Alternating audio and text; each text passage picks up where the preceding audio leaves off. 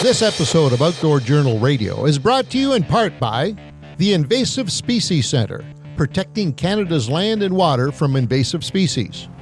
Freedom Cruise Canada, rent the boat, own the memories. And J&B Cycle and Marine, your home for all things power sports, boats, and equipment.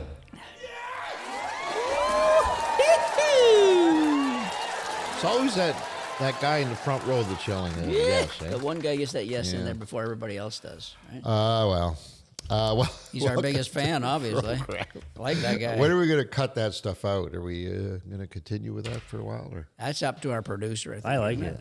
You like it? Well, if Dino, yes, okay. I like it too then. If Dino likes it, I like it. I think, it's very rare that we get applause like that in our lives. It does sound good, doesn't it? Yeah. So might as well accept it when we can. Welcome to the program. A wonderful show. We're going to talk to the folks from the Toronto Sportsman Show. I believe that's what it's called still nowadays. That's starting. Well, it's starting as you're watching this. As you're watching this episode, it's on. It's on, baby. So we'll talk to Mike Blakehoe later on in the program. Will be joining us. He's the manager of the current edition. That's got to be like 200 years old. Right? That's we'll find good out question. We'll find out from Mike. I don't know how long that would be. It's old. It's been around for way longer than I have, that's for sure. And that qualifies as being old. Yeah, I hear you. And you too, by the way. I hear you. All right. Well, I mean, it's got to be at least 60-something years old. Got to be. I would think. We'll find out. Fishingcanada.com. You go there and you go to the store, shop.fishingcanada.com, and you too can look like us too. You two could look like us too. You too. too can look like us too. What about the rest of them? Well, okay. All right. Everybody else too. A lot of wonderful stuff. There is a sale, I'm told, by the store manager. Is that on now? Is that going?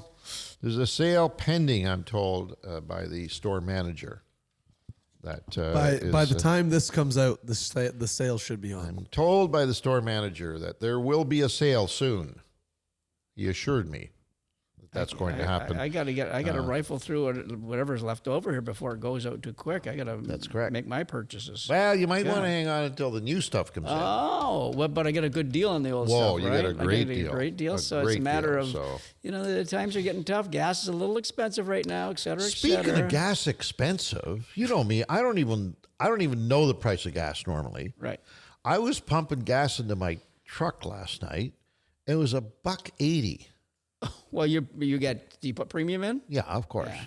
But it's yesterday's Costco was yesterday I shouldn't say that. But lately, $1.40 plus at Costco for regular. That's regular stuff. And they're usually the cheapest by 3 cents. $1.80, and for the first time how much in recent memory, I actually stopped the pump before it was full. What'd you stop it at? $1.50. I was going to say 150. Wow. And there's still plenty of room. Still, I have a tank to go. Are you running mid or you're running high grade? The high grade. Wow. I like to feed the old Hemi what it wants. Yeah, what it needs. What doesn't need, what it wants. What it wants. It doesn't need it, but it wants it for sure. Anyways, that's crazy. Yeah.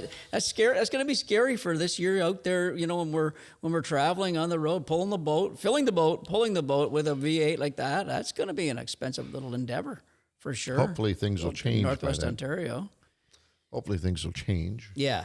Yes. But we shall see. Anyway, I just thought I would bring that up. What do we got? Season 40 is upon us. We're almost all the way in. I think we have, by the time this airs, there might be 2 more episodes. Oh, are you sure? Wow. That people haven't sure? seen. Yeah. Maybe. Wow. Ooh, I don't know. Okay. How it goes by, right? Yep.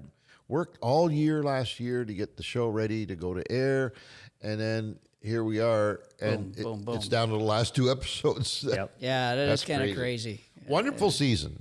I must say, for those of you who, and I don't know who those would be, but for those of you who are not watching season 40, I get you. Season 40, watch it because it is probably our most. How can I put it? We're at our oldest. So our most experienced. That would be a peak of our age. Yeah, We're more experienced than ever before. I like that. I like that. But the program has got an organic feel to it. It's kind of cool. It's our best YouTube numbers, I think, in a while, for sure. Out of the gate, you know what I mean? Yeah. We'll see how this ends up. But right out of the gate, it's been doing well even on YouTube. So I'd really love to see the numbers in the television world. That'd be interesting, too. But Check it all out. It's happening, it starts happening Saturdays on Global Television Network, coast to coast to coast, 8 a.m.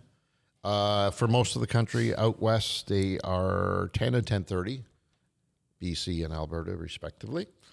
And from there, it just goes on and on. The Sportsman's Channel has us on, I think, Tuesdays, Wednesdays, and Thursdays. Wednesday at 6:30 was their premiere episode, and then I don't know how many repeats they have on that, too, per And per WFN as well. Friday Some places nights, over at 8 Friday p.m. nights, 8 p.m. Wow, that's prime time, baby. That is prime time, my friend. Wow. Yeah, baby. That's cool. Anyway, it's all happening on the 40th season of the Fishin' Canada show. Fishna. Come on now. Fishna Canada. Who did that? Who was on the Fishna. It was a guy, and he started doing it, and somebody was pissing off Reno. I think It when was a somebody girl. Was it the hippie who made the first artwork?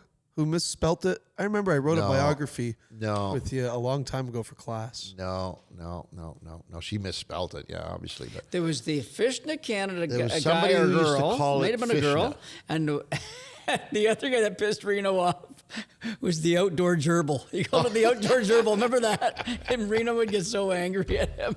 And another guy, I think the same guy, he used to call our Garmin stuff Jarman, and just to piss people off. He just, get that Jarman GPS going, guys. Oh, yeah. that's fine. That's fine. That's fine. Listener feedback comes to us from Grant Clarkson, 9184. Clarkson. Clarkson. Kelly Clarkson. Remember Kelly Clarkson? and Howard? Clarkson, Yeah. yes. Grant Clarkson, yeah. Great show. I have a sense of humor. Well, that's nice because the sense of humor is important nowadays. Okay, I got to ask Grant. Grant, I hope you're listening and watching. Did we insult you? Because the only reason you would say that is like I have a sense of humor. I don't. You wouldn't. Otherwise, you wouldn't really say that. You know what I mean? Well, I think we must have maybe. Did I insult you at all? Did we call you out? I think this is a good little question, but I'm just. If we did, then we apologize. See, I don't take it that way. He says, great No? show. I have a sense of humor. He just wants to point out that he's written all of this based on the fact that he has a sense of humor. Okay, then we I didn't think. insult him. No. Okay, thanks, Grant. He says, there was a time when our neighbors to the south were using washing machines to clean bluegill. And this is a reference to an episode that we did regarding the commercial use for our pan fishery, which at one point was unlimited. And a lot of Americans were coming up and literally taking Loading with it, them yeah. thousands of bluegill and perch and whatnot. Then it got cut to 50 and it was a big uproar. But I think this is what that's referring to because Washing he's saying that machines. they were doing them in washing machines That's to clean awesome. the bluegills. Oh my God. I can see that happening. Yeah. I can see that. If it happening. worked, why wouldn't they? Yeah, You could buy an old clunker and just have that at your fish cleaning station, right? He says, I also listened to Scott Martin talk about the Criminal Act and its fraudulent intent. Now, he must have talked to Scott or listened to Scott on YouTube or on whatever. YouTube or something, right? Yeah. Because we didn't do that on this program, that's for sure. The individual responsible will be found, charged, and convicted. Hope a judge throws a book at him when it's all said and done. Here, here. There you go. So I think he was just, I don't know what he was doing. Any opinions? Dean, what's your opinion? I actually misread it when it came in. I thought he said, I love the sense of humor. And I put it in there because I thought that was like saying he liked your guys' sense of humor. I thought you guys would like to hear that. No, he says, I have a misread sense of it. humor. Yeah. So I don't know. But I do know that his talk about the individual responsible will be found and charged. Yes. At the time of this recording, I think it's 3 weeks since the incident. They have the guy's name and everything, and there's been zero charges, zero anything. Really? So I'm not I'm not as confident as Grant. Okay, so they have caught him? Well, they know his name. They know wow. but they're as far as I can see, there's been no charges. They knew his name. Well, they knew his fake name. Now his real name Gotcha. has come out. Oh, well, this is good. I mean, Anyways, we'll try to keep everybody abreast on us if we can find more about it ourselves, obviously, right? Grant, hopefully we've done your piece here justice. If not, well, it's a good thing you got a sense of humor. Got a buddy. sense That's of all I humor, got to Grant. say. Yes, sir. Conservation Corner, he'll laugh at this one. Brought to you by Grass Carp. Hey, there you go. You got a sense of humor for that, Mr. Clarkson. Hey. Invasive Species Center wants to remind us all about the nasty grass carp that is in our waterways. And we want to remind you all about it as well. Together, we need to. It's the time of year where they might be turning up, I'd imagine, once the lakes start to open. Show up once they start opening sure. up, Yeah, right? for I would think, anyways.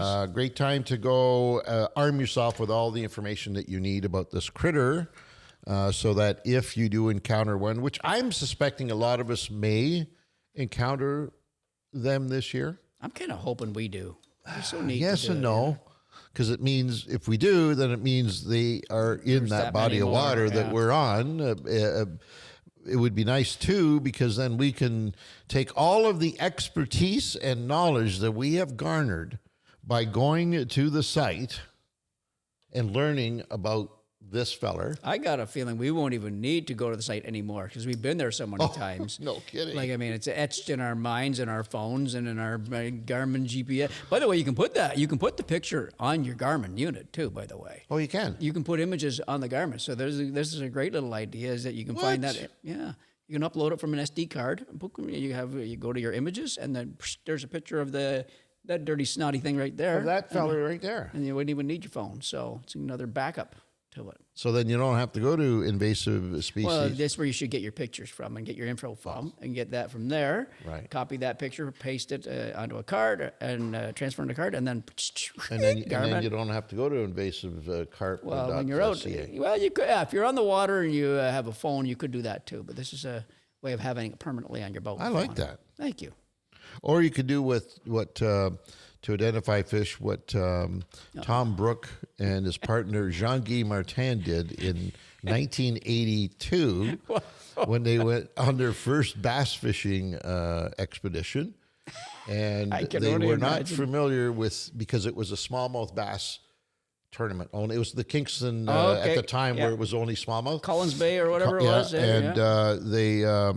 didn't know the difference between two species, so we made a photocopy of a largemouth bass and a smallmouth bass. Come on. Yeah, and they stuck them on the inside of their live wells so that when they were putting fish in the live well, they could do one of these.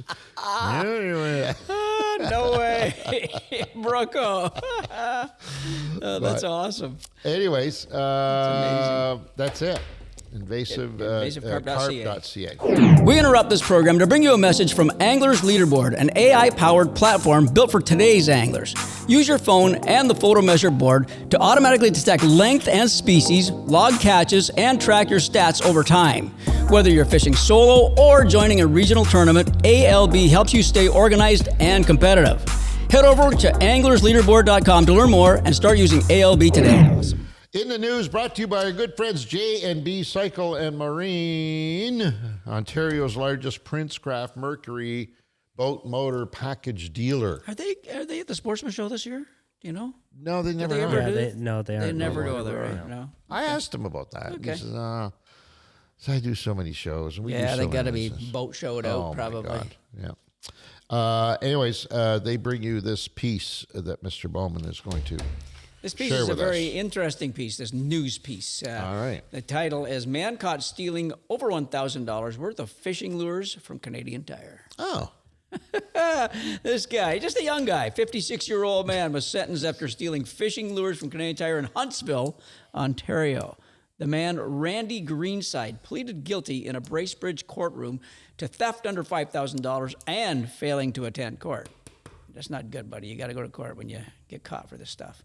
The theft occurred on November 6th of 2022. I don't know if that's just now coming out or not, but this is kind of the way the system works around Doesn't here, surprise right? me. Yeah. Actually, that's pretty quick. I got him through the system quick. Greenside placed 53 fishing lures worth about $1,054 inside his jacket, inside his coat. So obviously he had this all pre-planned. Oh, because yeah. he had pockets. You might had that built pockets. inside. Hey, little pins in there. You can pin them up. No, they were in the boxes. Imagine having them no boxes. They had lures all over Oh them. my God. The store staff confronted him and asked him to return the items. He fled the store, but police found him later hiding in a nearby backyard. He failed to appear at court later to deal with the charges, which is kind of a mistake because it's kind of dumb. They've already caught you. Adds another charge to your system. The court also heard that he has a prior criminal record. Oh, there's a shocker. Wow. A lure stealer that's got a record. A lure stealer. He was sentenced to 30 days in custody, so that means that that's probably jail. In custody is jail time or whatever, so with credit for time served. I'm not sure why they'd give him that, but the way the system works nowadays. He was also ordered to serve 12 months on probation, which nowadays, with a guy like him, he's already probably on probation beforehand, and they don't give a shit, these criminals, about probation at all. They just breach it, and they don't care. And the system just says, okay, slap you on the hand. But that's good. He got some time, 30 days in custody. That's good. For fishing lures. Now, It's a moron. when I first read this story, I thought, well, it's easy for us to pile on. But then this is an enterprise. I think this guy's stealing lures to sell them. Yeah, that Right, could by very the well sounds be. of it. Yeah. And the reason I say that, and I don't want to, I was in the business for a number of years. And Stealing lures? yeah. And shoplifting was an issue because it seems like, fishing lures or anything in the fishing and outdoor industry are at the top of the list and seemed, anyways, at the time of people's want to steal items. But every once in a while, a little kid would have a lure tucked away inside a pocket or something, and the machine would go off. And I always had a hard time with that. And I'm not condoning stealing fishing lures. Don't get me wrong. Of course. But for me, when a little kid did it, He's got a little meth just spinner in his pocket. Yeah. He's going to probably use that lure too, right? well, That's what yeah, you're thinking. yeah. He was taking Not it to go stealing it to fishing, sell it. and I just always felt bad about having to take it any further than that. So it's a catch. But this guy definitely, this was intent, and this over was 50 lures. yeah. He's in the business, right? Yeah, And man, is it a problem? It's a problem for retailers in the fishing business. It was just a nightmare. The number of people that would attempt to steal stuff, Wow. like large amounts of stuff. I mean, we used to lose canoes. Now, how the hell do you steal a canoe from a store? You say to yourself, Yeah. how is that even possible? Yeah. Well, it's possible. Trolling motors.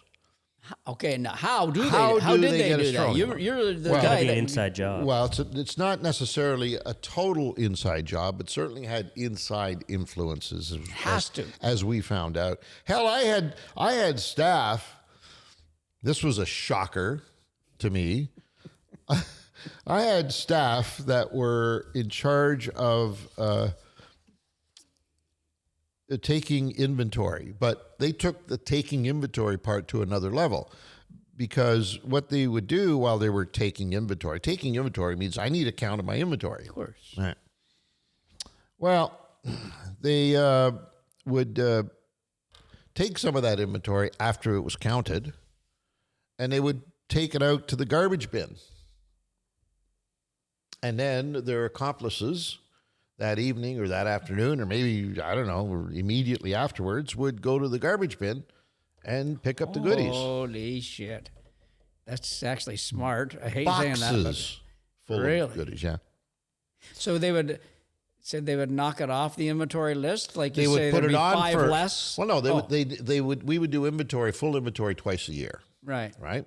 So right after taking inventory, knowing that inventory of this item will not be looked at again for another 6 months, I got you. right? I got you. It would go directly into the bin, the garbage bin. I see how they're doing. And then 6 months Somebody knew later, how to do that, eh? Somebody knew that. They God, the things that they would do, it in drove the garbage me bin. crazy. You're thinking some hobo's back there looking for a muffin bottom or something like that, and he's in there getting these brand new Stellas. Oh my God! It was crazy. Thousands of dollars. Oh were yeah, going for out. sure, eh? And finally, we caught them. But oh my God, who knows Them, how much how money? many do you think there were? There were two. Lots? In this case, there were two. Yeah. They worked together in this little deal going on. Wow. The canoe stealing was you know, You don't fit that in a garbage bin. relatively easy because the canoes were all in an enclosure. A compound outside, right? I remember that. Yeah. And the canoes themselves were all chained and locked to the 3-tier Rack out there. Yeah. So you say, well, how is that even possible? How does that work?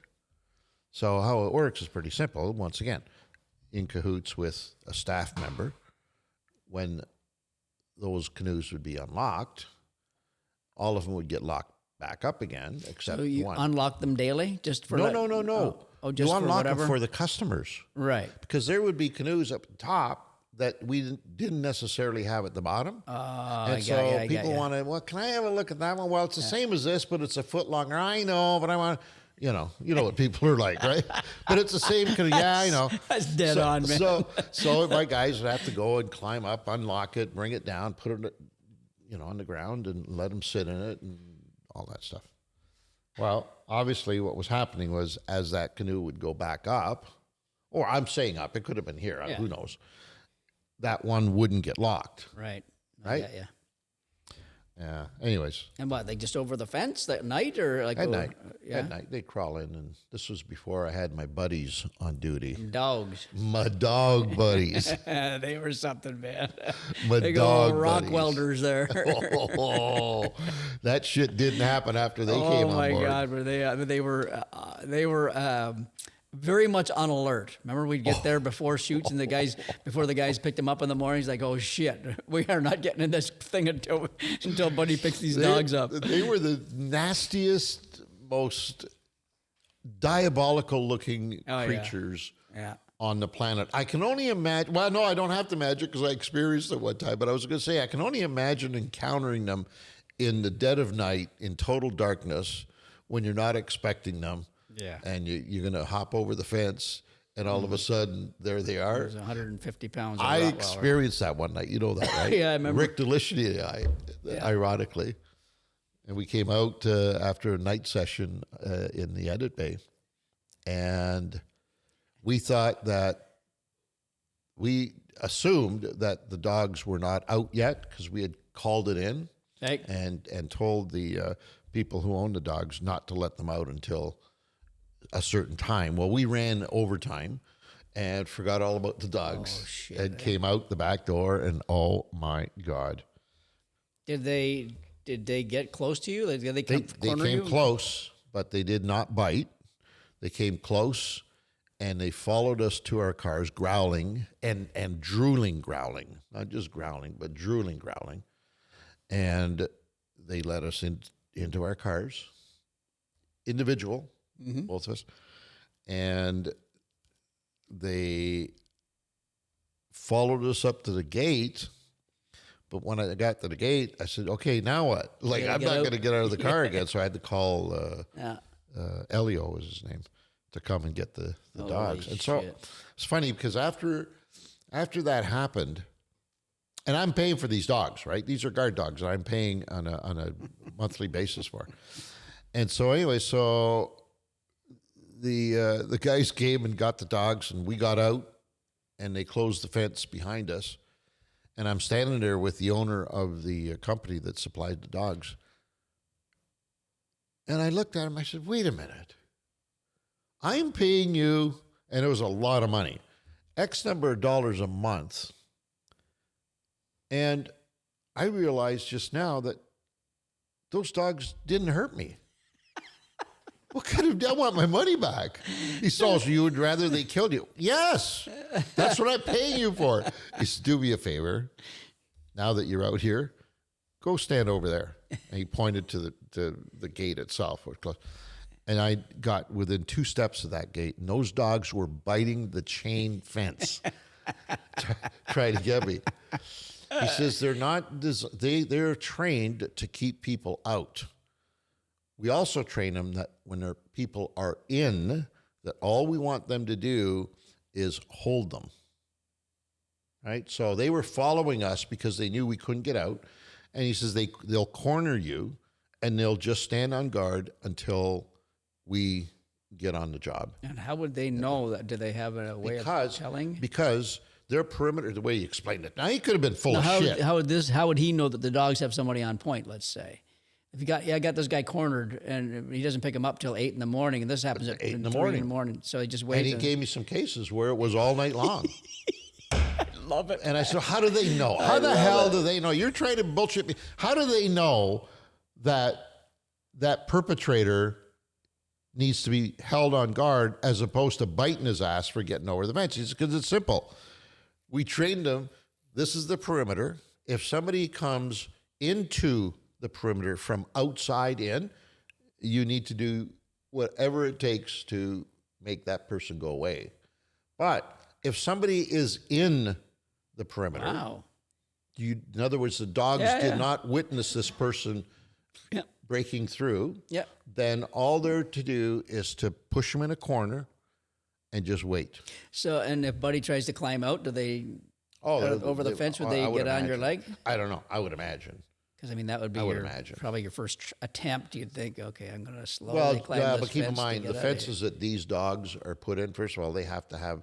There's a certain requirement for fences to hold these dogs, right? Yeah, oh yeah. And so they have a minimum height, and then a barbed wire overhang.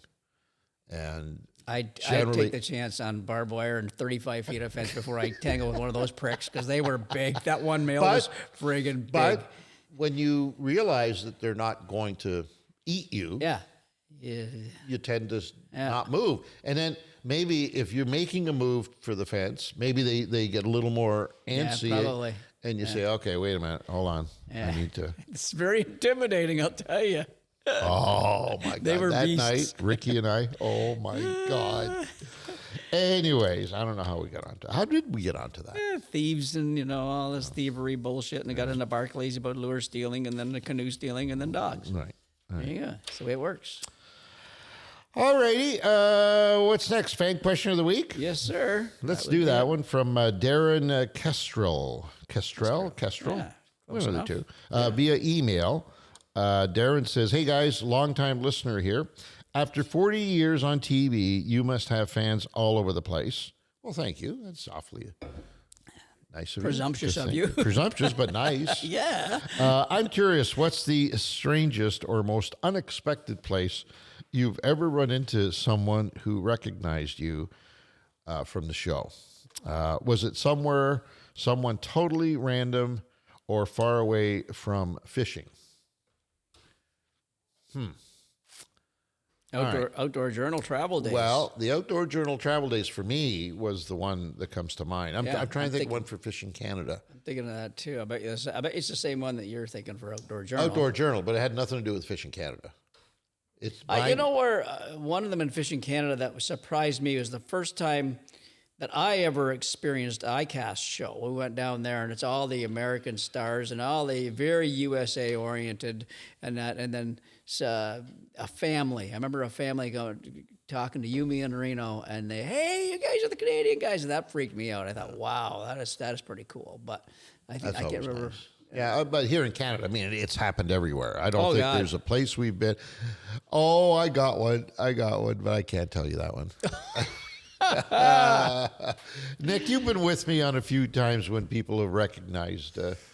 Oh, yeah. Does any come to mind for you? What was it, in Longos? I think it was. The guy was just following you around the grocery store. And it was weird because you could see him kind of poking his head around, trying to figure it out. And eventually he just came up and said, are you that fishing guy? And sure it's always shit that. you were. Are you that fishing guy? Isn't it? Are you the fishing guy? Always. That one and one time in Princess Auto. I remember. Yeah. Oh, yeah. With the same. We had a whole group of people there at that one. Oh, that's funny. It happens a lot in retail environments for some Oh God, reason, Lisa used my wife Lisa, when we started going out and that, she'd sit there and watch the people watching me. She'd say, "Oh my God, you got busted 8 times." That I said, well, nobody said anything. Whatever. She said, but I guess they don't want to talk to you or whatever, or intimidated. Whatever. I said, oh my God, and you don't even realize it. I'm just wondering if I should tell the funniest one of all. Well, were you in a brothel or something like that? Like, were you Pretty close.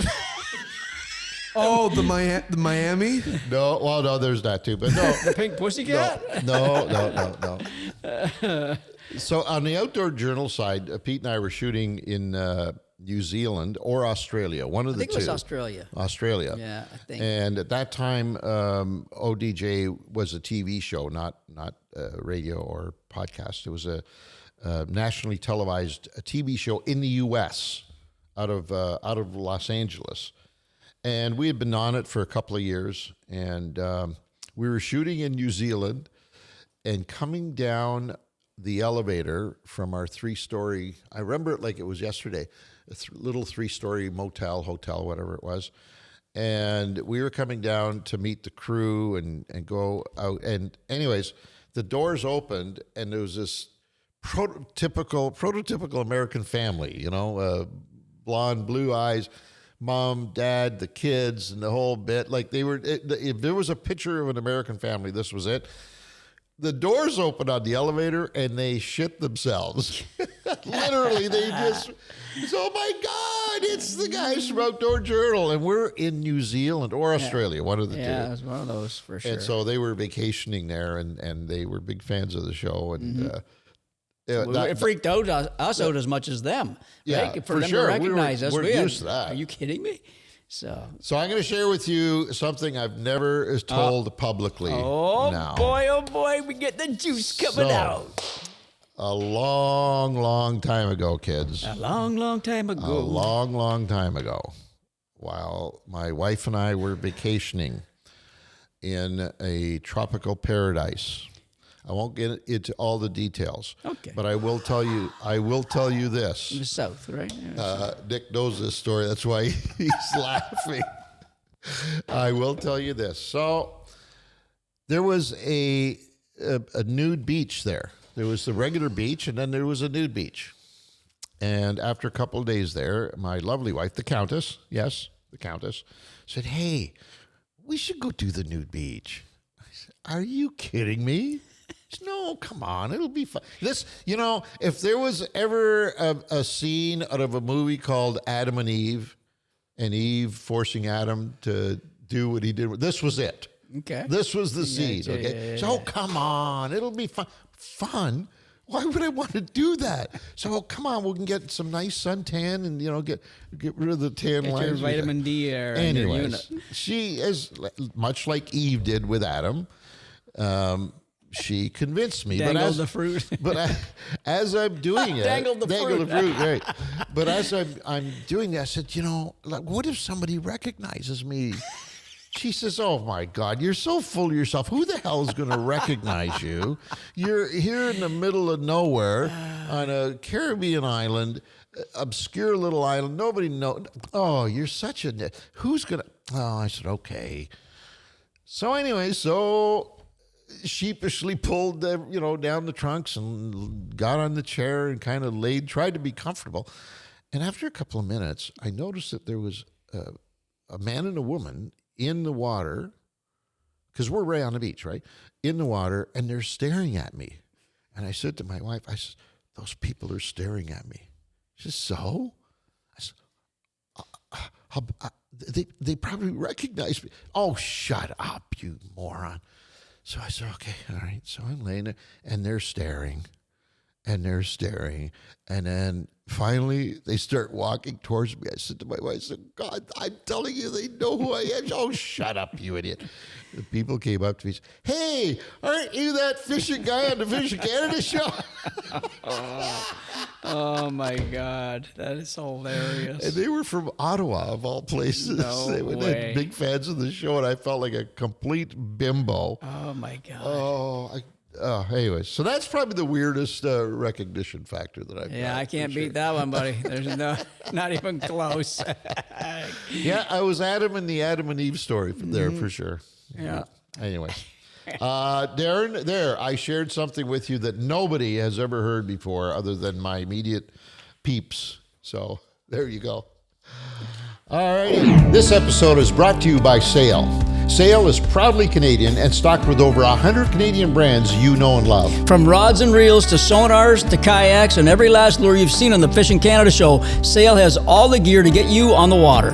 Drop into one of 12 stores across Ontario and Quebec and talk to the real fishing specialists, or gear up online anytime at sail.ca. Sail, the ultimate destination for your outdoor adventures. Hey anglers, want to turn your next catch into a competition?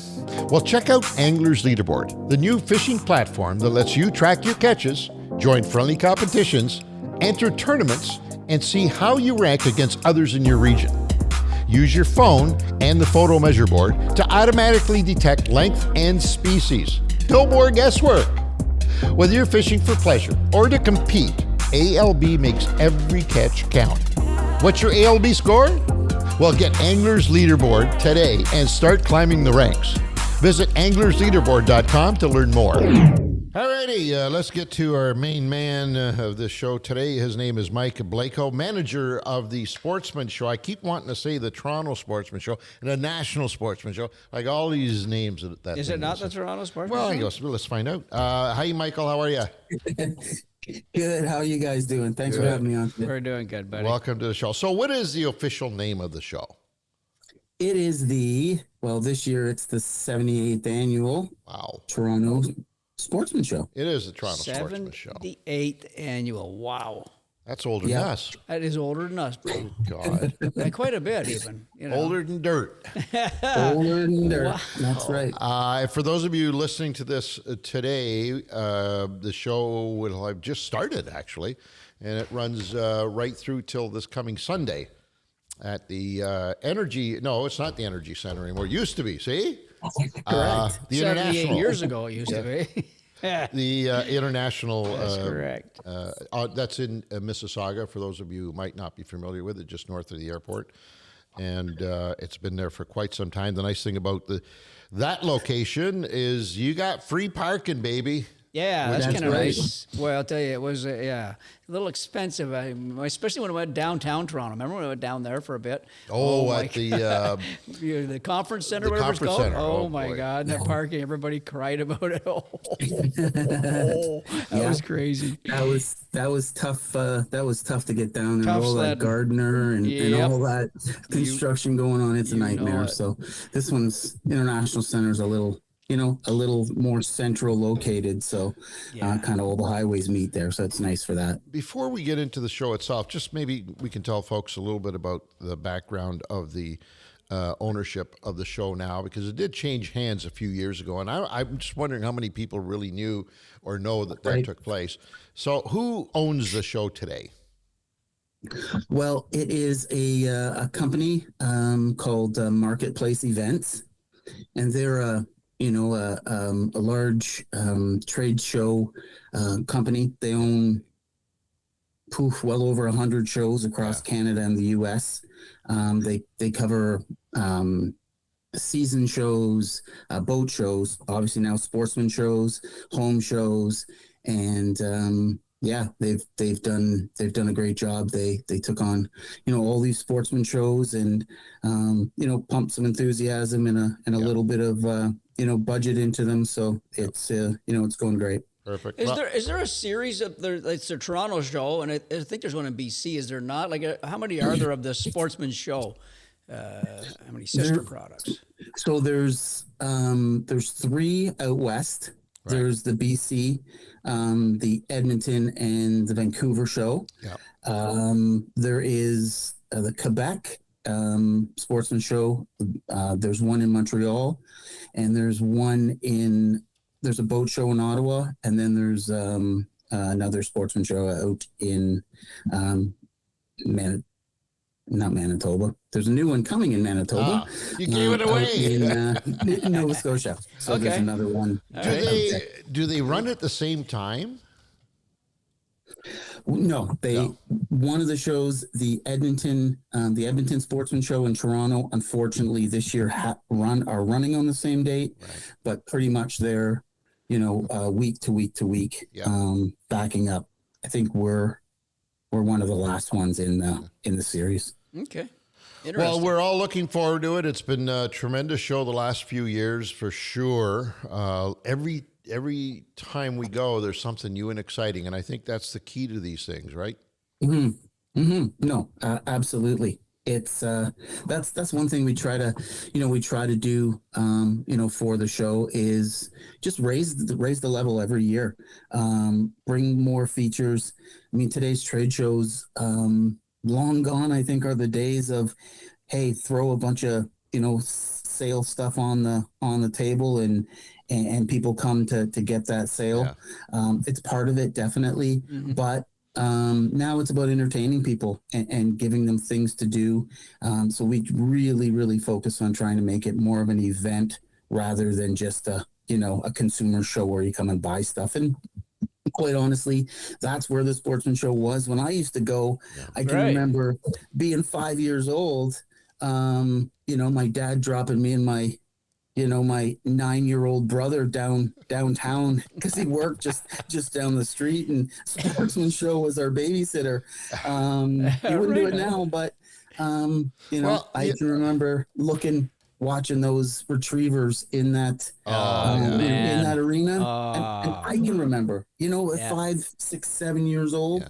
So that's where we're trying to kind of bring it back, is to have those memories. Isn't it funny how the world has changed? Because my childhood experience with the Sportsman Show was getting on a bus, a Greyhound bus, at the age of, I don't know, 10, 11, 12, and going to the Toronto Sportsman Show from Oshawa. Right. Just like, I think there'd be like 2 or 3 of us kids. Just get on the Greyhound bus and off we go. I can't remember. We used to do it. We used to go from Napanee, and I know obviously we drove a portion of it, but I think after a while we started going on the GO train. I think we drove to wherever we could get the GO train, and then we parked the car, and then when they drove the GO train in. But the same thing. It means so much to so many folks. I think everybody has their own version of their Sportsman Show, but at the end of the day, I think it was part of our outdoors culture. Every year, people would use this show to set up their entire year's worth of outdoors activities, whether it was fishing or hunting or whatever. And you would meet your buddies there from various areas, and you'd make plans. And for those of us who would be going on a fishing trip, we'd meet up with the lodge operator, and like, it was so cool. I think it still goes on. I would assume it still goes on. Well, that's right. I wanted to know from Mike. Is that kind of activity still taking place? Yeah, I mean, the amount of times that, and it's so multi-generational, it's crazy. How many people say, my dad, I used to go with my dad, and now I take my kids and we go all 3, grandpa, dad and kids now. And it's still very much, a collection of groups that come down to that show, be it the retrievers clubs, or the fishing clubs, or the hunting groups and associations. They very much come down and meet and make have experiences, rather than just they all go together to meet up and have a beer or watch a seminar or whatever that may be. So it definitely is. I think it got away from that for a few years there. Yeah. And those are some of the things that we're really striving to bring back. Mike, when you said you're trying to look for bigger and better all the time, what do you look for? How do you find something new? How do you bring something new and is it awesome and that? How do you do that? Well, a couple of ways. To be honest, I'm going to give you a little secret here. We do some surveys, and we have some really, really good door prizes. Again, this year we have, some great packages from Excalibur, some fishing tackle from some of the dealers. Gagnon Sports gives some tackle away, fishing rod, Wolf Rods. He does a fly fishing rod.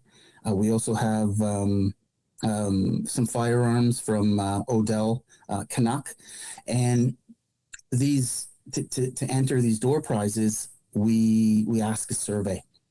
And one of the questions in there is, what did you come to the show and didn't see or couldn't find?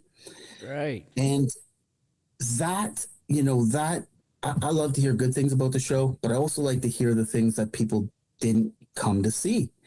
And I mean, just for instance, a couple of years ago, I'm going to say 5 or 6 out of 10 surveys said camping. Yeah. Like we can't.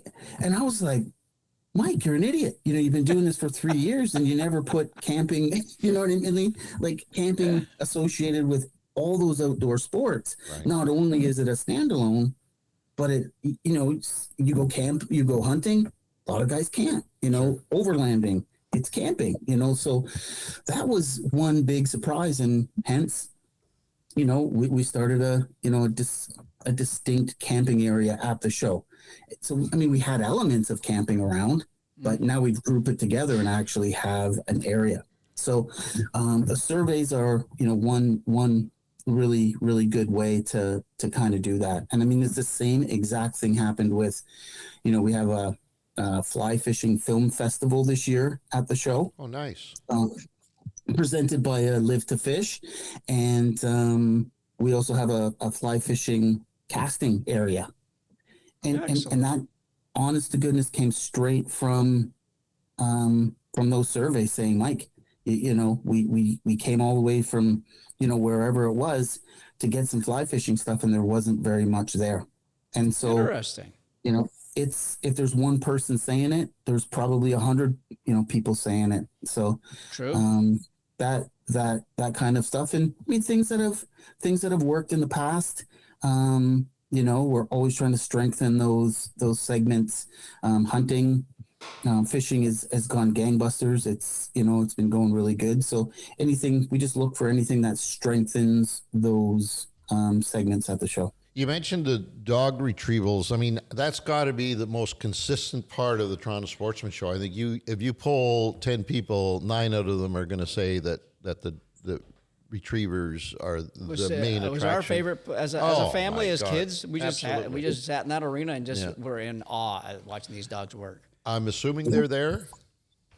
They are 100% there, and it's I mean, I think every show manager or show company have sort of one really thing that they kind of focus in on. And for me, that's been that retriever and hunting dog area. When I took it over, I guess 4 years ago, there was no retrievers. It was a dog show. Yeah. Where poodles would jump through hoops, and you have, what are you trying to say, Mike? Big fat bulldogs jumping over, crashing through fences and stuff. And don't get me wrong, it's a great little show, but not necessarily the right fit for outdoor sportsmen. Well said. And, yeah. So that, we focused on that, and the retrievers is definitely back. We have the North American Versatile Dogs Association there. The ministry, they bring their dogs, and put on just some demos about what they do out in the field, finding animals and tracking and tracking stuff. Cool. So there's 5 or 6 different demos that we have at that area. Do you have the dog jumping still? They used to jump into the pool and for distance and that. That was pretty cool, I have to say. The audience got into that pretty good. For sure. Yeah. The Duck Dogs is definitely on the horizon, but this year we ran out of space. Yeah, that's cool. We sold out. We sold even the broom closets and the entire area. So we're happy to say that we're a complete sellout. So that's great. Excellent. Nice. Tell the folks about the hours and what's have you got any deals in terms of family packs or how does that work price wise to get in? Yeah, so the show runs 10 to 7 on the Thursday, 10 to 7 on the Friday, 9 till 7 on the Saturday, and 10 till 5 on the Sunday. We certainly have some discount tickets out there, some codes, $3, $5 off. Some of the groups, the ministry is offering that, so you can find it on their website. Watch out for an email from that. We don't really do the full on family pass. Kids under 13 are free at the show. Nice. Which is a big part of the show as well. We want those kids to come. I mean, of course, they bring their parents too, which is nice. Yeah. Unfortunately, we won't be there this year. I just wanted to make this will be the first time that the audience is hearing this. We normally have a booth at Mike's show.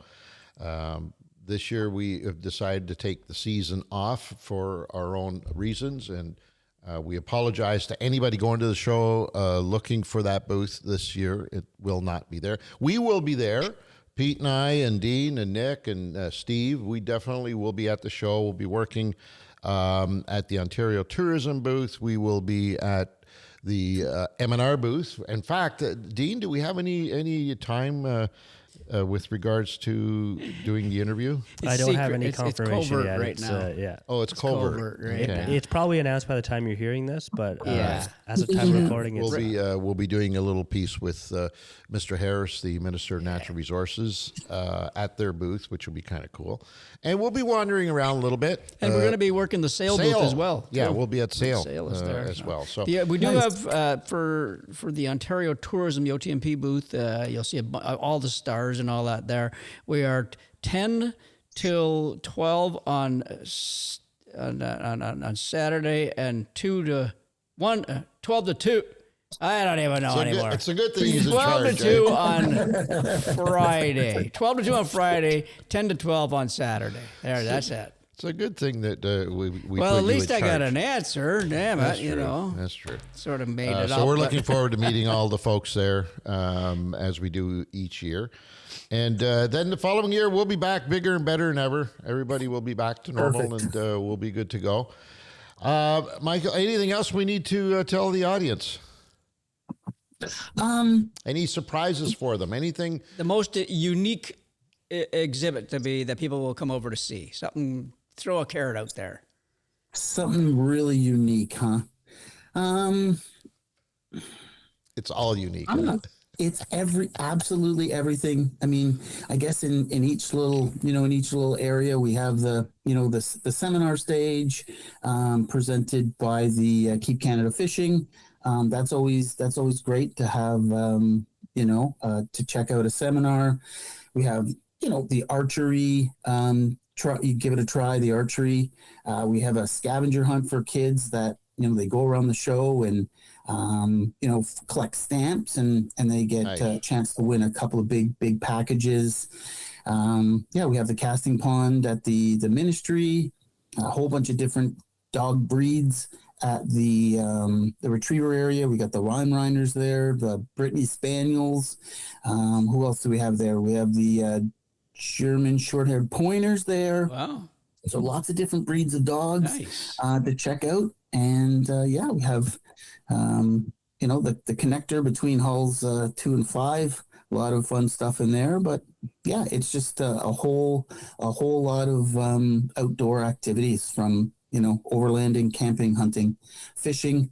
And once again, much like we used to do growing up in this industry, it's a great place to bring the kids, get them introduced to the outdoors if they're not already done so. But it's just a great family experience. And that's the thing I want to leave this note that I want to leave this on, is that it is probably the most wonderful family experience in the GTA this week.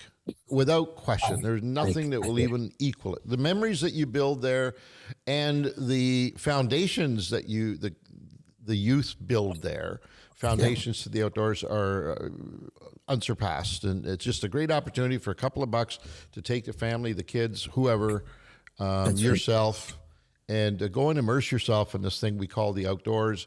If you're not familiar with it, it will change your life. It will alter you. If you are familiar with it, it just continues to to build that bond that you have with it. So highly recommend folks get out there and pop in and see us. We'll be at the Ontario Tourism booth, at the Ministry of Natural Resources booth, at Sale as well.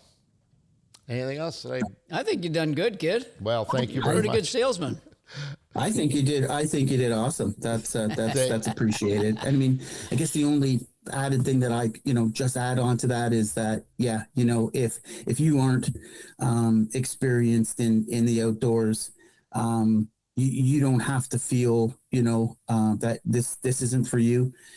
We have those groups there that will introduce you to the outdoors. Yeah. You don't have to be an outdoors person to feel welcome at the show, because there's tackle for newcomers all the way up to the pros. So there is an experience for everyone. True. I should have written this down and asked you earlier, because I hate doing this when we're closing a segment out, but I was asked at one point, somebody asked me, can you go to the Sportsman Show and find an outdoors camp for kids that I can sign my kids up to?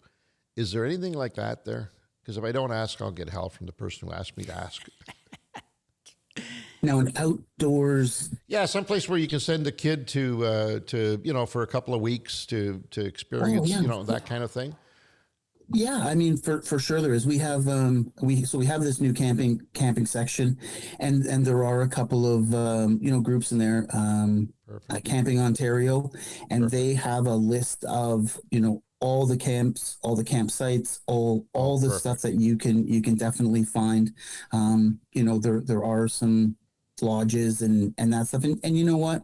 Check the Ontario Tourism booth, because I'm sure they'll have, a list of things in there as well. But we do have a free youth hunting course as well this year by Y&R Firearms. They're doing a free course. Perfect. So. Nice. All right, my friend. We will see you. Right. We will see you there. We're down Friday and Saturday, so I'm sure run into each other at the show. Absolutely, and just for anyone listening, we are open, right? That's right. We're open as we speak. So we're open. Know it, buddy. Come on down. That's right. Thank you, Mike. See you, Mike. Take care. Mike Blako.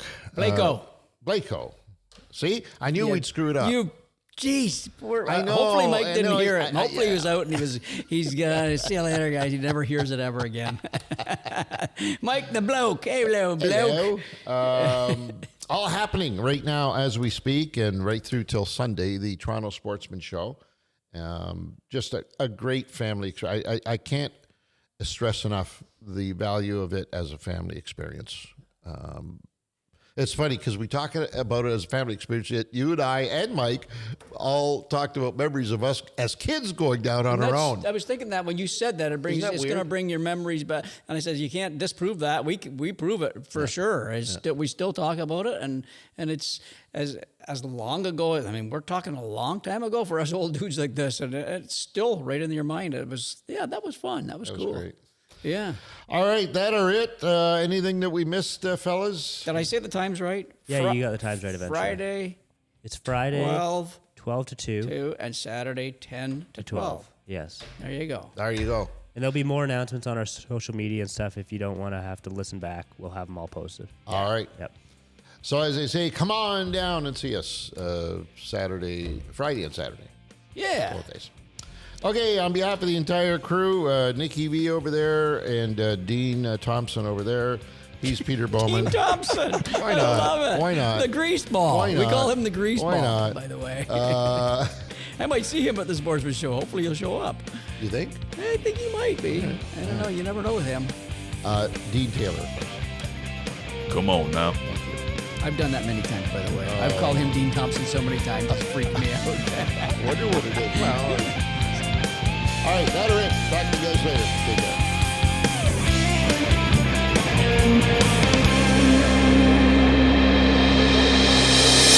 This episode of Outdoor Journal Radio has been brought to you in part by the Invasive Species Center, protecting Canada's land and water from invasive species. Freedom Cruise Canada, rent the boat, own the memories. And J&B Cycle and Marine, your home for all things power sports, boats, and equipment.